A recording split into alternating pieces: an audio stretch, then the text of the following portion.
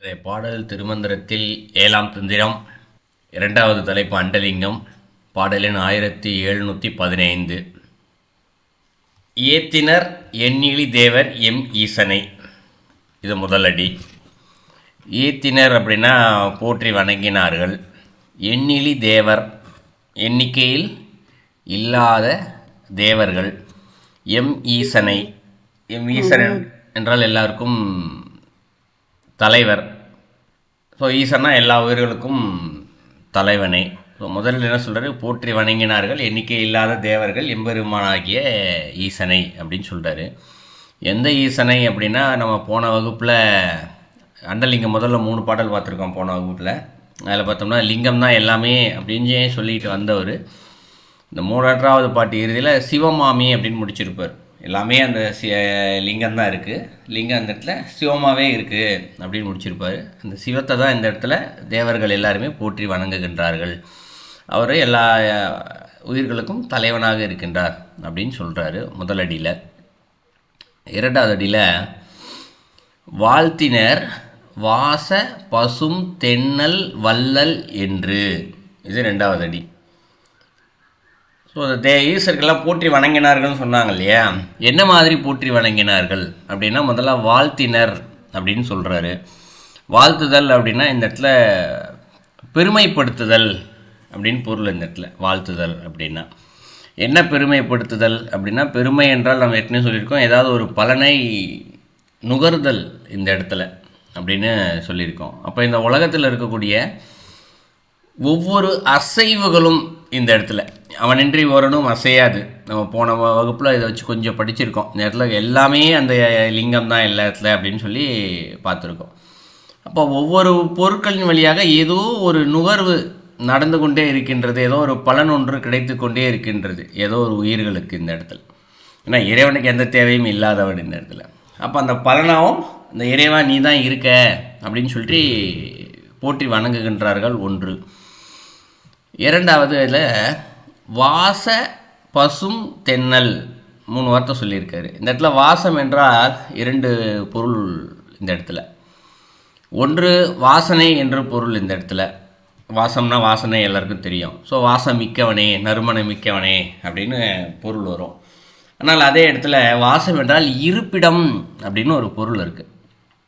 So இந்த இடத்துல இருப்பிடம் என்று எதையெல்லாம் இங்கே குறிப்பிடப்படுகின்றதோ அனைத்துமிடமே நீதான் இந்த இடத்துல, நீ இல்லாத இடம் என்றுமே ஒன்றுமே இல்லை என்பது ஒரு பொருள் வரும் வாசம் என்றால் இந்த இடத்துல. அடுத்தது பசும் தென்னல் அப்படின்னு சொல்கிறாரு. பசும் என்று சொல்லப்படுவது ஒரு பசுமை. நீ எங்கெங்கெல்லாம் நீ இல்லாத இடம் என்று எதுவுமே இல்லை. ஸோ எல்லா இடமே இங்கே பசுமையாகத்தான் இருக்கின்றது அப்படின்னு பொருள் இந்த இடத்துல. இந்த இடத்துல பசுமை என்று சொல்கிறது எப்படி புரிஞ்சிக்கலான்னா, இப்போது நம்ம எங்கேயாவது ஒரு மலை பிரதேசங்கள் இயற்கை எழில் நிறைந்த இடங்களுக்கு நம்ம போனோம்னா கண்களுக்கு பார்ப்பதற்கு ரொம்ப அழகாக இருக்கும். ஆஹா ரொம்ப அழகாக இருக்கே இது அப்படின்னு சொல்லிட்டு நம்ம சொல்லுவோம். அந்த இடத்துல பேச்சு வழக்கில் பசுமையாக இருக்குது அந்த இடம் அப்படின்றது பேச்சு வழக்காக சொல்லுவோம். இந்த இடத்துல அந்த இடத்துல ஏன்னா மனிதர்கள் அந்த இடத்துல இருக்க மாட்டாங்க. அதிகபட்சம் உயிர்கள் ஜீவராசிகள் இது மட்டும்தான் வாழ்ந்துகிட்டே இருக்கும். அதனால் பார்க்குறதுக்கு அந்த இடத்துல ரொம்ப பசுமை மிக்கதாக தெரியும். இதை புரிஞ்சிக்கிறது கொஞ்சம் கடினம் தான் இந்த இடத்துல. ஏன்னா மனிதர்கள் இருக்கின்ற இடத்துல தான் இந்த இடத்துல போட்டி பொறாமை குணம் இது அவர்களுக்குள்ளும் மட்டும் இல்லை, அவங்ககிட்டேருந்து வெளிப்படுறதுனால அந்த இடத்தை சுற்றியும் அந்த அதிர்வுகள் இருக்கத்தான் செய்யும். நம்ம இப்போ டாக்டர்லாம் கூட கொஞ்சம் சொல்ல ஆரம்பிச்சிட்டாங்க, பாசிட்டிவாக பேசுங்க, பாசிட்டிவாக திங்க் பண்ணுங்க இல்லையா. ஸோ அதை கேட்ட நெகட்டிவாக பேசுகிறவங்ககிட்டலாம் பேசாதீங்க இப்படிலாம் சொல்லுவாங்க இல்லையா. ஸோ நம்மளுடைய சிந்தனைகள் அந்த இடத்தை சுற்றி கூட இருக்கும் இந்த இடத்துல. அப்போ மனிதர்கள் இருக்கின்ற இடத்தில் இதெல்லாம் இருக்கிறதுனால அந்த பசுமை நமக்கு தெரிய மாட்டேங்குது. ஏன் தெரிய மாட்டேங்குது? அந்த எண்ண அலைகள் நம்மை தடுக்கின்றது ஏதோ ஒன்று இந்த இடத்துல. ஆனால் இறைவன் இருக்கக்கூடிய இடத்துல அந்த இடத்துல அந்த பாசிட்டிவ் என்று சொல்லக்கூடிய அந்த எண்ண அலைகள் மட்டும்தான் இருக்குமே தவிர்த்து அந்த நெகட்டிவ் என்பது இருக்கவே இருக்காது இந்த இடத்துல. ஸோ தேவர்கள் இந்த இடத்துல எல்லா இடத்துலையும் இறைவனை பார்க்கறதுனால எல்லாமே இந்த இடத்துல பசுமையாகவே தெரியுதா. இந்த பசுமை இல்லாத இடம் ஒன்றுமே இல்லை அப்படின்னு அவர்களுக்கு தெரியுது. அதனால் இந்த பாராட்டி பேசுதல் என்பது தேவர்கள் எதை அவர்கள் உண்மையாக உணர்கின்றார்களோ அதைத்தான் அவர்கள் அந்த இடத்துல போற்றி வணங்கி பாராட்டி பேசுவார்கள் தவிர்த்து இறைவனை போற்றி வணங்கினா எனக்கு சீக்கிரமாக முக்தி கொடுத்துருவாரு, வீடு பேர் கொடுத்துருவாருன்னு சொல்லிட்டு இந்த இடத்துல தேவர்கள் இதை செய்ய மாட்டாங்க. இந்த இடத்துல என்ன அனுபவிச்சாங்களோ அதை தான் சொல்லுவாங்க இந்த இடத்துல. ஸோ அதை தான் இந்த இடத்துல பசும் அப்படின்னு சொல்லி சொல்கிறார். இரண்டாவது தென்னல். இந்த இடத்துல தென்னல் என்றால் இந்த இடத்துல தெளிவு என்று பொருள். இந்த இடத்துல ரெண்டு வகையாக புரிஞ்சிக்கலாம். ஒன்று பேரழகோடு இருக்கவர், இந்த இடத்துல தென்னல் அப்படின்னு புரிஞ்சிக்கலாம், பேரழகாக இருக்கக்கூடியவர். இன்னொன்று தெளிவு என்று பொருள். தெளிவு என்றால் என்ன? இந்த இடத்துல நம்ம நீர்நிலைகள் பார்ப்போம்ல, கண்ணாடி மாதிரி இருக்கும். இந்த இடத்துல ரொம்ப தெளிவாக இருக்குப்பா தண்ணி, இந்த இடத்துல பார்க்குறதுக்கு கீழே இருக்கிறது எல்லாமே தெரியும். அதுபோல் இறைவன் இந்த இடத்துல ரொம்ப மாசு மாறு இல்லாமல் தெளிவாக இருக்கின்றாரா, இந்த இடத்துல ரொம்ப தூய்மையாக இருக்காரா இந்த இடத்துல, அது தென்னல். அடுத்து வள்ளல். வள்ளல் என்றால் பெருங்கருணை கொண்டவர். இந்த இடத்துல இறைவன் அவர் செய்கின்ற ஒவ்வொரு செயலுமே இந்த இடத்துல உயிர்களின் நன்மைக்காக தான் இருக்கின்றது.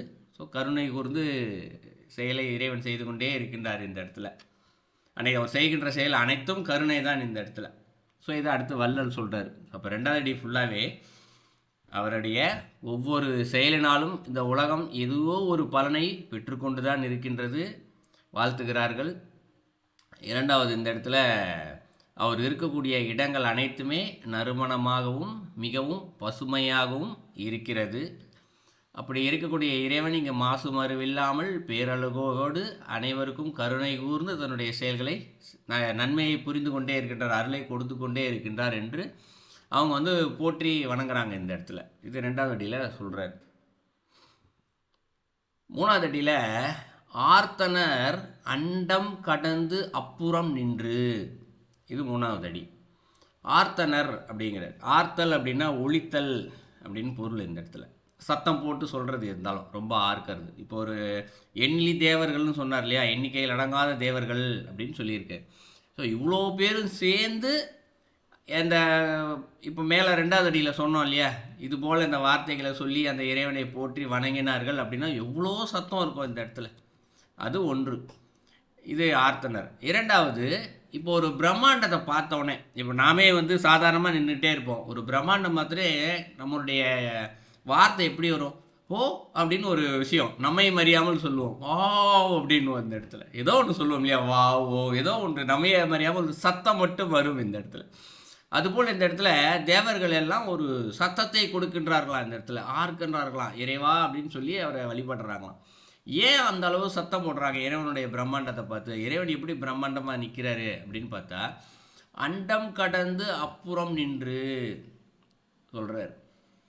அண்டம் என்றால் இந்த இடத்துல நம்ம வாழ்கின்ற உலகம், பூமி, இப்படி பல உலகம் கலந்தது தான் பேரண்டம் அப்படின்னு சொல்லுவோம் இந்த இடத்துல. இரண்டாவது நம்ம கடந்து நிற்கின்ற இடம், இந்த பூமியை கடந்து நிற்கின்ற இடம் எதெல்லாம்? உலகத்திற்கு மேலே இருக்கக்கூடிய இடம் இல்லையா, வெற்றிடம்னு சொல்லலாம். அதற்கு மேலாக இருக்கக்கூடிய, நமக்கு மேலே 7 உலகங்கள் சொல்லுவான். இதெல்லாம் இந்த இடத்துல அண்டங்கள் தான் இந்த இடத்துல வந்துடும். இந்த இடத்துல நமக்கு மேலே 6 உலகம் இருக்குது, கீழே 7 உலகம் இருக்குது. இது எல்லாத்தையும் கடந்து நிற்கிறாராம் இறைவன் இந்த இடத்துல. எப்படி நிற்கிறார்? நம்ம அடிமுடிக்கான அண்ணாமலை தத்துவத்தை படிச்சிருப்போம் இந்த இடத்துல. ஒரு ஊசி முனை போல், ஒரு ஊசியில் பூவை கோர்ப்பது போல் இறைவன் இந்த உலகத்தை அப்படி நடு மையத்தில் உள்ளே நின்று மேலேயும் இந்த இடத்துல போய்கிட்டே இருக்காரு, கீழேயும் போய்கிட்டே இருக்காரு. எல்லைகளையெல்லாம் கடந்து நிற்கிறார் அந்த இடத்துல. அப்போ மேலே அவருடைய எல்லையை போய் எங்கே பார்க்க முடியும்? பிரம்மாவும் விஷ்ணுவும் தேடி போனாங்க இல்லையா, ஒருத்தர் கீழே போனார், ஒருத்தர் மேலே போனார், 2 பேராலையும் பார்க்கவே முடியல. அதுபோல் அவர் கடந்து நிற்கின்றார் இந்த இடத்துல. அப்போ அது ஒரு பிரம்மாண்டத்தினுடைய உச்சம். அதை பார்த்து தான் இவங்ககிட்ட இவ்வளோ பிரம்மாண்டமாக இருக்கின்றாரா இந்த இறைவன் அப்படின்னு சொல்லிட்டு அவங்க சத்தம் போட்டு நிற்கிறாங்க. யார்? அந்த இறைவனை பார்த்து. அந்த இறைவன் நிற்கிறார் இல்லையா, இப்போது அண்டம் கடந்து நிற்கிறார் மிகப்பெரிய இறைவன். அவர் காத்தனன் அவனின் கருத்து அறியாரே, இது 4வது அடியில் சொல்கிறார். ஸோ காத்தனன்னா யார்? காத்து அருளுகின்றவர் தான் அந்த காத்தனன். இறைவன் இப்படிப்பட்ட அண்டங்களையும் கடந்து நிற்கக்கூடிய இந்த இறைவன் எல்லாரையுமே காக்கிறாராம். யார்? நம்ம உலகத்தில் இருக்கிறது மட்டும் இல்லை, 14 உலகங்களில் இருக்கக்கூடிய அனைவரையும் அவர் இந்த இடத்துல தன்னுடைய கருணையினால் இங்கு காத்து கொண்டு இருக்கின்றார், அருளை கொடுத்து கொண்டு இருக்கின்றார். அவருடைய கருத்து அறியாரே. அவருடைய கருத்து என்று சொல்லப்படுவது அவருடைய தன்மை. இந்த இடத்துல நம்ம பேச்சு வழக்காக சொல்லுவோம் இல்லையா, அவங்களுடைய கருத்து என்ன சொல்லுங்க அப்படின்னு சொல்லுவோம் இல்லையா. அப்போ அவருடைய தன்மை, இறைவனுடைய தன்மை இங்கு யாரும் அறியவில்லை. அதான் 4வது அடியில் சொல்கிறார். ஸோ 4 அடியிலையும் சேர்த்து பொருள் பார்த்தோம் என்றால், சென்ற பாடல்களில் லிங்கம் தான் அனைத்துமே அப்படின்னு சொல்லியிருக்காரு. அந்த லிங்க வடிவாக இருக்கக்கூடிய இறைவன் தான் உலகத்தில் இருக்கக்கூடிய அனைவருக்கும் தலைவனாக இருக்கின்றார் அப்படின்னு சொல்கிறாரு. அந்த இறைவனை அனைத்து தேவர்களும் இந்த இடத்துல போற்றி வணங்குகின்றார்கள், அவரை வாழ்த்துறாங்க. அவர் பசுமையாக இருக்கார் அப்படின்னு தெரிஞ்சுக்கிறாங்க. இந்த இடத்துல மாசுமறு இல்லாமல் இறைவன் இருக்காருன்னு தெரிஞ்சுக்கிறாங்க. கருணையோடு இருக்கின்றார் என்று தெரிஞ்சுக்கிறாங்க. அந்த இறைவனுடைய பிரம்மாண்டத்தை பார்த்து உணர்ந்து சத்தம் போட்டு வணங்குகின்றார்கள். ஆனாலும் அந்த இறைவனின் தன்மையை இவர்களால் தெரிந்து கொள்ள முடியவில்லை. தேவர்களாலே தெரிஞ்சுக்க முடியலையா, அப்போ நாம் எங்கிருந்து தெரிந்து கொள்வது இந்த இடத்துல? ஸோ அவ்வளவு பிரம்மாண்டத்தின் உச்சத்தில் அந்த இறைவன் இருக்கின்றார். ஸோ அதான் அந்த பாடலுடைய கருத்து. இதே கருத்தை பாயிரம் தலைப்பில் வேறொரு கோணத்தில் சொல்லியிருப்பார். இந்த இடத்துல என்ன சொல்லியிருப்பார்னா, ஆறுமறியா அமரர்கள் அப்படின்னு ஒரு வரும் அந்த பாடலில். சொல்லிவிட்டு அப்படி இருக்கக்கூடிய அந்த இறைவனை நான் உணர்ந்தேனே அப்படின்னு திருமூலர் சொல்லியிருப்பார். இப்போ இந்த பாடலை யாருமே தெரிஞ்சிக்கல அப்படி அந்த கருத்து அறியாருன்னு சொன்னார் இல்லையா, அந்த இறைவனுடைய தன்மையை திருமூலர் நான் தெரிந்து வைத்திருக்கிறேன், அந்த இறைவனுடைய அருளால் நான் தெரிந்து கொண்டேன் அப்படின்னு சொல்லியிருப்பார். அந்த பாடலுடைய கருத்து.